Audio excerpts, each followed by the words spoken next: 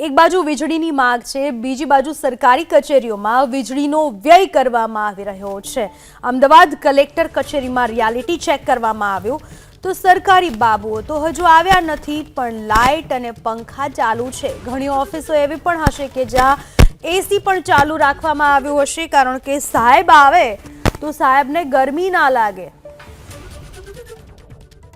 કાળઝાળ ગરમીનો પ્રકોપ જોવા મળી રહ્યો છે। એમાં પણ આ કાળઝાળ ગરમીમાં જે વીજળીનો વપરાશ છે તે વધુ થઈ રહ્યો છે। એવામાં અત્યારે અમે લોકો આવી ગયા છે અમદાવાદની જિલ્લા કલેક્ટર કચેરીમાં। જો કે અહીંયા આગળ જેટલા પણ મુલાકાતીઓ છે, જે જનસંપર્ક માટે આવતા હોય છે, તેમને આ જે બેસવાની જગ્યા છે, અત્યારે કોઈ પણ વ્યક્તિ કે કોઈ પણ મુલાકાતી આવ્યું નથી। તેમ છતાં પણ અહીંયા આગળ જે પંખા છે તે ચાલુ જોવા મળી રહ્યો છે। જો કે અહીંયા આગળ જે એપ્રિલ માસમાં જે વીજળીનો જે વપરાશ છે તે વધી ગયો છે।